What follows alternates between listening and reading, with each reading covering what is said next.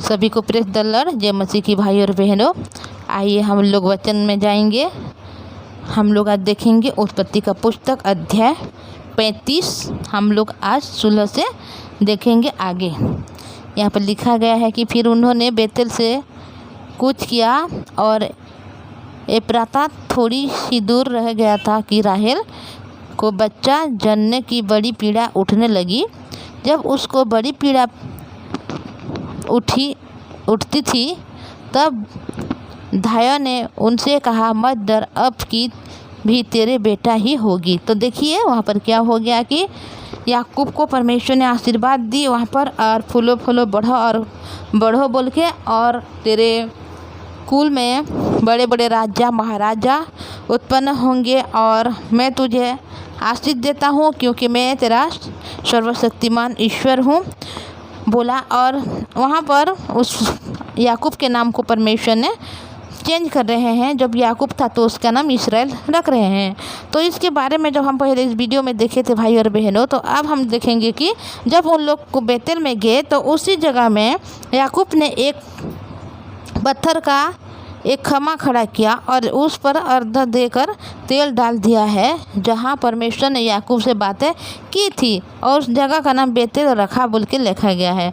तो तभी यहाँ पर परमेश्वर ने जब उस जगह का में आशीष दी तो उस जगह का नाम बेतेल रखा गया। तब फिर क्या हुआ वहाँ पर कुछ मतलब फिर उन्होंने बेतेल से कुछ किया और एप्रात थोड़ी ही दूर रह गया था और राहेल को बच्चा होने वाला था।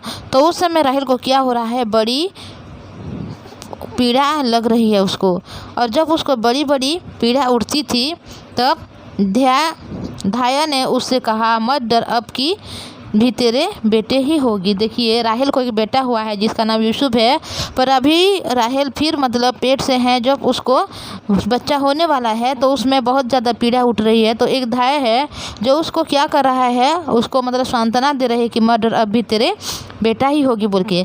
तब ऐसा हुआ कि वह मर गई और प्राण निकलते निकलते उसने उस बेटे का नाम बिनोनी रखा, पर उसके पिता ने उसका नाम बिन्यामीन रखा। देखिए यहाँ पर लिखा गया है कि जब राहेल ने बहुत पीड़ा हो रही उसको जो बच्चे होने के समय में, तो उस पर पीड़ा को सहन नहीं कर पाई भाई और बहनों, उनकी मृत्यु हो जा रही है। और जब वो उसका बेटा हो रहा है तो उसका नाम वह बिनोनी बोल के रखा गया है, जिसका मतलब है वहाँ पर जब हम देखते हैं मतलब अलग बाइबिल में, तो यहाँ पर मतलब कष्ट के बारे में लिखा गया है। बिनोनी का मतलब है दुख देना, मतलब दुख पाना। तो इसका नाम यहाँ पर बिनोनी बोल के रखा, पर उसके नाम को यहाँ पर उनके जो पिता है याकूब, उसका नाम को यहाँ पर चेंज करके बिन्यामीन रखा है। यो राहेल मर गई और एप्राता अर्थात बेथलेहम के मार्ग में उसकी मिट्टी दी गई। याकूब ने उनकी कब्र पर एक खम्मा खड़ा किया। राहेल की कब्र का यह खम्मा आज तक बना है। फिर इसराइल ने कूच किया और एदेर नामक गुम्मट के आगे बढ़कर अपना तंबू खड़ा किया। तो देखिए उन लोग चलते रहे हैं तो उस जगह में क्या हो गया, राहेल मतलब गर्भवती थी और उसका अवस्था हो गया कि वह बच्चे को जन्म देने के समय आ गया है। तो उसको बहुत सारी पीड़ा हुई और उस पीड़ा को सहन नहीं कर पाई और वह मर गई। उनसे पहले वो क्या किया, एक बच्चे को पैदा किया, मतलब पुत्र को पैदा किया, और उसका नाम उसने बिनोनी रखा है, क्योंकि वो उसका नाम है दुख देना। मतलब वो हमेशा दुख ही पाता है, दुख ही पा रहा था, इसी वजह से और उसका नाम को बिनोनी वहाँ पर रखा गया है। तब वहाँ पर क्या हो गया, जब याकूब ने वहाँ पर राहेल जब मर गई तो वहाँ पर बेथलेहम में उनको मिट्टी दे गई और याकूब ने उनकी कब्र पर एक खम्मा को खड़ा कर दिया है, जो आज तक है बोल के यहाँ पर लिखा गया है।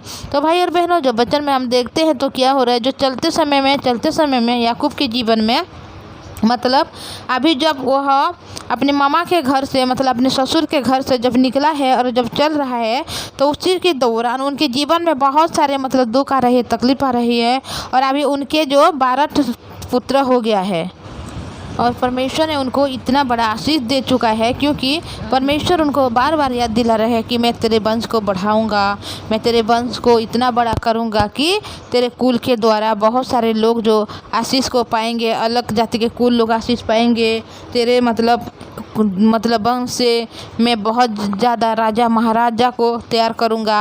ऐसे वैसे बोल के परमेश्वर हमेशा उनको मतलब आशीष दे रहे हैं और प्रतिज्ञा कर रहे हैं। तो इसी वजह से परमेश्वर ने हर एक प्रतिज्ञा को अभी पूरा करा रहा है। और मतलब जो याकूब है उसके 12 पुत्र को यह जन्म दे चुका है। उनके द्वारा परमेश्वर ने उनको 12 बेटा दे चुका और एक बेटी को दिया है। तो तब राहेल की मृत्यु जब यहाँ पर हो गई तब उन लोग वहाँ पर उनको कब्र दी गई और उन लोग फिर अपना तंबू को आगे बढ़कर एक कुमट मतलब देर बोल के एक नाम है जहाँ गुम्मट के आगे बढ़कर अपना तंबू को उन लोग खड़ा कर रहे हैं। तो हर समय भाई और बहनों परमेश्वर उनके साथ रहे हैं और उनको आशीष दे रहे हैं। तो हम इस वचन को हर एक बातों में हम देखेंगे, आगे बढ़ते जाएंगे कि और याकूब के जीवन में क्या हुआ। अभी तो जब छोटा सा जो बच्चा अभी जन्म हुआ है जिसका नाम है बिनोनी, उनके पापा ने उनके नाम को बिन्यामीन रखा था। तो उसके बारे में हम आगे देखेंगे कि उसके जीवन में क्या हो गया।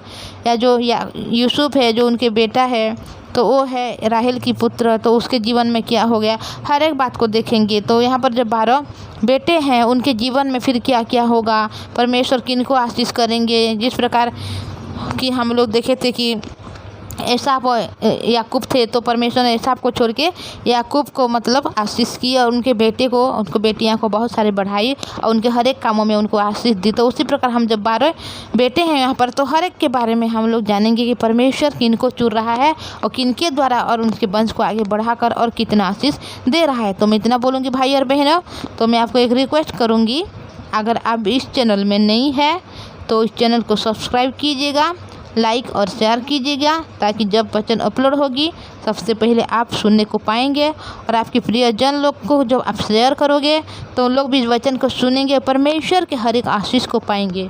और जब भी जीवित वचन जो बाइबल में लिखा गया हर एक बात को हम इसमें समझ सकते हैं, जान सकते हैं। हमारे पास तो कोई समय नहीं है भाई और बहनों कि हम बाइबल को पढ़ें, क्योंकि हम मनुष्य हैं, केवल सांसारिक बातों में सांसारिक विषय में हम ज़्यादा ध्यान देने वाले हैं, पर वचन की ओर हम कभी नहीं आते। पर इस वचन जब आप सुनोगे तो जानोगे कि किसके बाद क्या लिखा हुआ है, उसके आगे क्या हुआ, उसके आगे क्या हुआ। तो आप परमेश्वर हमेशा आपको आशीष देना चाहते हैं, इसीलिए ये वचन के द्वारा आपके पास पहुंचा रहे हैं। तो मैं इतना बोलूँगी भाई और बहनों, आइए हम प्रार्थना को करेंगे। पवित्र परमेश्वर पिताजी, धन्यवाद करती हूँ आपकी दया अनुग्रह के लिए। आपने हमें संभाला, अनुग्रह दिया, आशीष दिया प्रभु जी।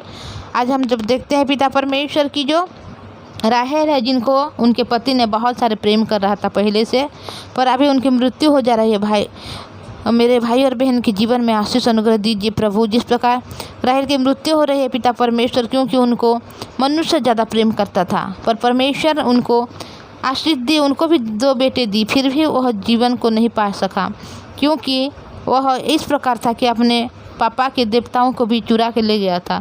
पवित्र परमेश्वर पिताजी, वह जो राहेल है जो अपने बड़ी भाई को तुच्छ समझने लगा था, पवित्र परमेश्वर पिता हम मनुष्य ऐसे ही हैं प्रभु जी, फिर भी आपकी दया अनुग्रह के द्वारा उसको 2 पुत्र उत्पन्न हुए। पवित्र परमेश्वर पिताजी हमारे जीवन में भी ऐसे हैं पिता, हम ऐसे मनुष्य हैं प्रभु जी जो हम किसी को प्रेम नहीं कर पाते प्रभु, किसी को डाह करते हैं, किसी को हम घृणा करते हैं प्रभु जी, पर आपने हमें प्रेम किया प्रभु, आपकी प्रेम हमारे हृदय में है प्रभु। तो इस प्रेम पिता परमेश्वर हर एक को प्रेम करना सिखा लेती है प्रभु जी। पवित्र परमेश्वर पिता, ऐसे भी हमारे जो लोग हैं हमें विरोध करते हैं, हमें अपने दुश्मन मानते हैं, अपने शत्रु मानते हैं प्रभु जी, उनके हृदय में भी इस प्रकार प्रेम को उत्पन्न कीजिए प्रभु जी, ताकि उन लोग भी पिता परमेश्वर हर एक को प्रेम करने वाले बने, आपकी जीवित वचन को सुनने वाले बने प्रभु, जीवित वचन को सुनते उन लोग उद्धार को पाने वाले बने प्रभु जी। पवित्र परमेश्वर पिता, इस दुनिया पाप में मुक्त हो चुका है प्रभु, इस बात को कोई नहीं जानता प्रभु जी, पर आपने सब कुछ कर चुका है, इस बात को हम जानते हैं और हमारे भाई बहन जानते हैं जिसको आपने बुला लिया है, उनके द्वारा पिता हर एक मनुष्य जैसे जानने वाले बने आशीष कीजिए, हमारे भाई बहन के परिवार को आशीष कीजिए, उनके दया कीजिए प्रभु, हर एक लोग आपकी जीवित वचन को सुनते हुए उद्धार को पाएँ प्रभु, अनंत जीवन को पाएँ। आपने उनको चुना है पिता परमेश्वर और ठहराने वाला परमेश्वर आप हैं। हो सकता है हमारे भाई बहन के जीवन में ऐसे कोई शक्ति नहीं कि वो खुद को संभाल सके, पर आप उनको संभाल लेना प्रभु जी। आपने हमारी प्रार्थना सुना है, धन्यवाद। यीशु के नाम से मांगते हैं।